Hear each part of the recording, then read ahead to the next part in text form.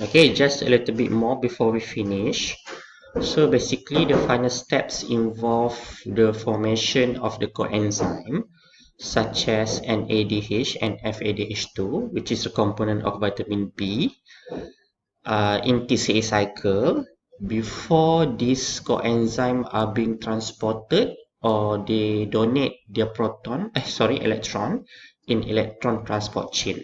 So basically in this process, the electron is being donated to each of the complexes here, complexes 1, 2, 3, and 4 on the inner mitochondrial membrane, which will cause the movement or pumping of proton from the matrix of mitochondria to the uh, intermembrane space. Okay, so eventually after some time, if you still remember, NADH will donate the electron to complex 1 while FADH2 will donate in complex 2.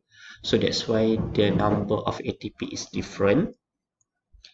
So what happen is after some time you will get the proton gradient, whereby the proton in the intermembrane space is higher than the proton inside the matrix.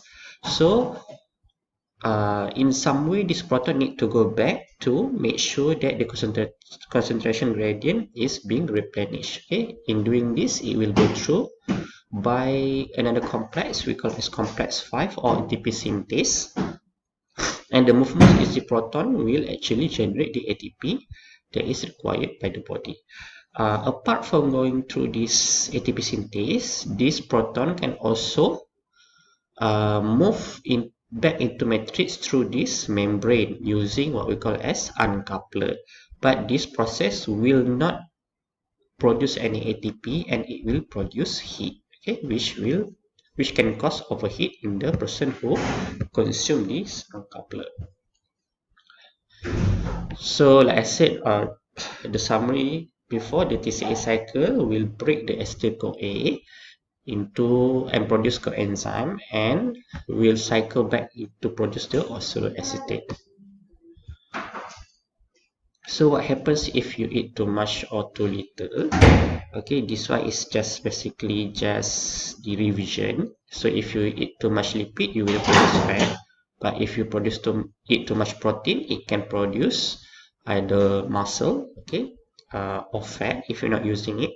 And carbohydrate, it will produce the glycogen.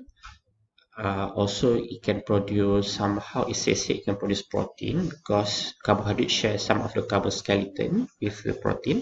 And finally, it can also produce fat. Okay, and likewise here for the fasting condition, right? So from the fat, you can produce a fatty acid and eventually energy, or it can produce glucose from the glycerol, okay, and it can produce the energy as well. Okay, as fatty acid can also produce some of the amino acid.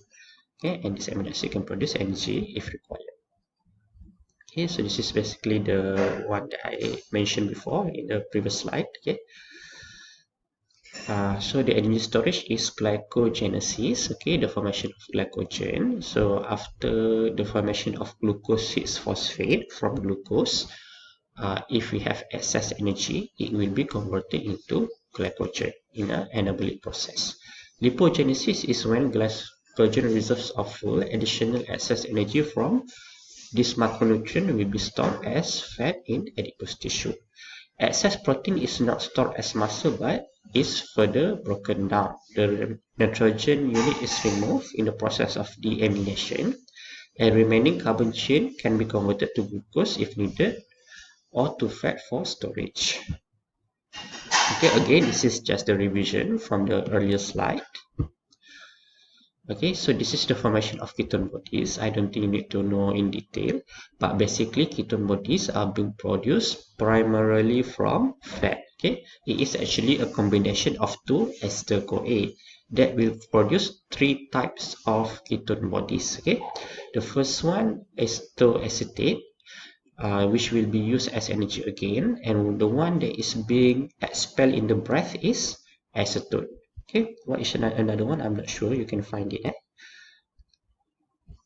Okay, so we will learn a little bit about the alcohol metabolism. So alcohol also contains energy. Okay, 7 kilocalories per gram, which is quite high. It can be absorbed directly through the stomach mucosa and intestinal lining, metabolized primarily by the liver. Okay, so that's why in the immature liver, such as baby or in the embryo, there will be no safe amount of alcohol because the liver is not fully formed yet. So that's why alcohol is called as teratogen, something that can disrupt the formation of embryo. But in adult, you can take a little bit of alcohol because your liver is already mature and it can process the alcohol. And if you also remember in biochemistry, never take alcohol together with pentanol, okay, because it can produce more toxic compound. So as other macronutrient, alcohol will be the excess alcohol will be stored as fat in the adipose tissue and in the liver.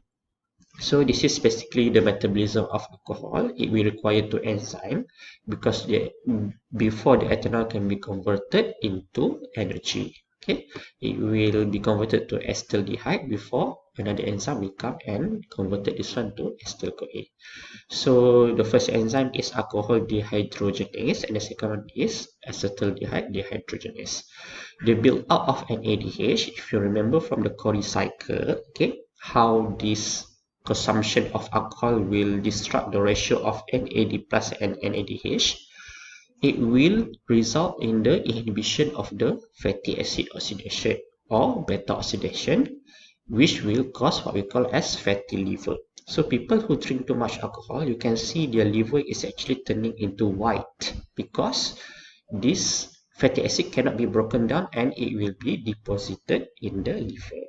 Okay, so I think that's all for the lecture for the macronutrient. I will see you guys in the lecture of micronutrient next. Thank you.